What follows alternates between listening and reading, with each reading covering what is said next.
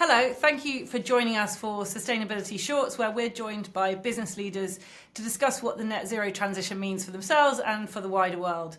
And with us today is Daniel Pacthod, Senior Partner, McKinsey & Company and Global Co-Leader of McKinsey Sustainability. Daniel, welcome.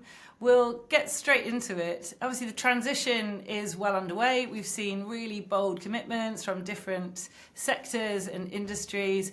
McKinsey, you have that really wide global view. So from your point of view, how's the transition going to reshape our economy? Well, Helen, first, it's fantastic to see you, and thank you for having us. When we talk about this energy transition, first, I think it's much more than energy.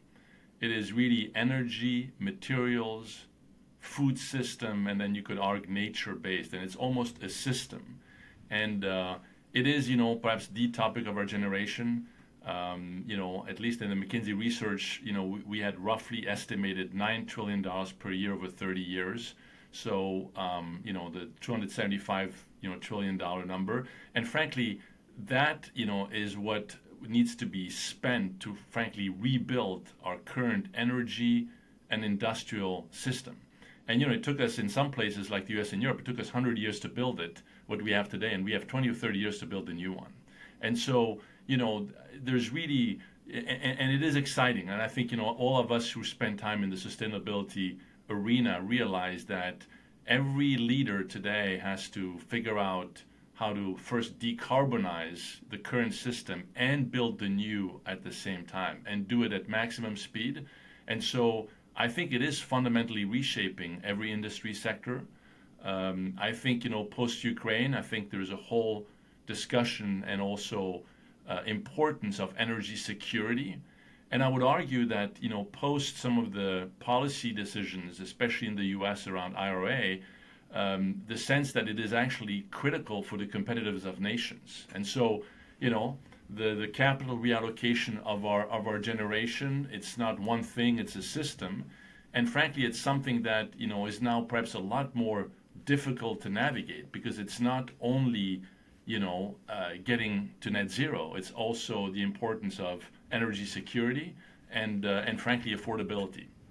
Thank you. And so that's the kind of the transitions we need, and as you say, very wide ranging. And then at the same time, we're seeing more and more climate disasters. They're really becoming the new normal. We've got oceans warming, temperatures hitting these really record highs at the moment, and getting these news stories through at a really alarming rate. In your view, what other risks do we face in the transition, and what's really at stake here? I mean, the first thing I would say, the biggest risk is the risk of not acting. And I think, it is game time when it comes to climate and climate risk. We've been, as a firm, passionate about this. As leading up to COP28, I think we have a lot of efforts around adaptation. And some of the things that we have to do, frankly, as countries, as society, to immediately take action to protect against climate risk. When we issued our climate risk report more than 2 years ago, I think, depending on the scenarios you're in, there could be a billion people that could live, if we don't act, that could live in areas that are frankly not livable. And so, this is why I think we absolutely have to act. And frankly, the headlines of some of these climate catastrophes are just, adding up. And I think every leader today, I think is focused on mitigation, but I think realizes we actually have to move on adaptation as well. So really the risk of not acting is perhaps the biggest one. I would argue that there's another risk here, which is affordability and security. And to some extent, we need to make sure this transition is affordable. And I think a lot of the debates that we're having now is, you still have to invest in the current energy system and decarbonize it and build the new because, some parts of the world are short of energy. And I give you an example. We launched a report on decarbonizing India December last year, and 2/3 of India still has to be built. So there's this massive, if you want, need for infrastructure build out. And so it has to be affordable. Otherwise, frankly, politicians are not going to go with it. And I think ultimately the real question is going to be who's going to pay for it. So that's another risk, and frankly something that countries and frankly also companies have to manage. And then the third is the fact that frankly this transition is not inclusive, is not on a path to be inclusive, and we need to make sure that nobody is left behind. And another topic that we've been very passionate about leading up to COP28 is this notion of, what's this inclusive transition measurement we could have, and what kind of actions do we have to take? And frankly, we more and more it's government and almost country level actions, but also private sector actions that are going to be really required to address the risk and make sure the transition actually doesn't leave anybody behind. Yeah, I think that's a really important point, and transition needs to be inclusive and done right will be really beneficial for business and society. So tell me a bit more about that and what the value is there to be gained in the transition. So I think when you look at it at a country level, you realize that massive amount of innovation is required for us to get to net zero. I'm a technologist by heart. I'm an optimist. You read enough reports and articles. We're not on a path to 1.5 degrees right now. And I think we also have just started, to, if you want, unleash the power of innovation. I was with a CEO a few weeks ago, and he said, imagine if we were to unleash the power of all the engineering crew in material science, what could we do? We still have to innovate massively for us to get to net zero. And also we have to innovate on the affordability on some of the new technologies that we're building. And so, one of the value in my mind is a massive amount of innovation.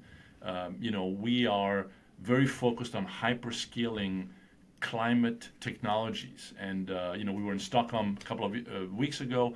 We had more than 500 executives sitting around the table and frankly exchanging ideas on what are the recipes to hyperscale green technologies. I think we're just getting started on that. And so that's one big value to be created.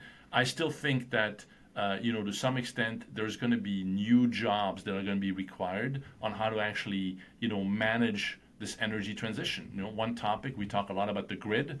The grid needs an enormous amount of investment and work across all geographies for us to be able to cope with a net zero transition. I also think there's some new technologies or more existing technologies like nuclear. And we had the pleasure of hosting a cross-industry CEO event in nuclear in the U.S. And the notion is without nuclear we will have a hard time getting to net zero. And I think we're more and more convinced about this. And so, what would it take for us to actually scale nuclear in specific geographies and frankly scale it with, of course, as almost zero risk, which is something that's also has been part of the narrative on nuclear. So that's almost another value that I think will be important. And then I think I'd add a last one, Helen, which is this is a humble space. I think I've seen so many CEOs, I'm sure you as well, that are saying there's so much to learn on this energy transition. It is so complicated. I think there's a capability building side to this too, which is I think every leader today has to really up his or her game and knowledge on this transition. And by the way, the world is totally different. I remember we were in Glasgow and we were releasing our report, 2.5 years ago, post-Ukraine, that this world is very different. And I think, leaders across the private and the public sector have to constantly adapt, learn. So I would argue there's also real value in learning. Well, thank you, Daniel. It's just been really great to talk to you and hear this kind of very wide-ranging views that you have. Fantastic. Well, thank you, Helen. And thanks for tuning in, everyone. You can hear more insights from Daniel and others at Climate Week NYC, which runs from September 17th to the 24th. And you can head to our website, climateweeknyc.org, or follow our socials to keep up with the latest news on the week.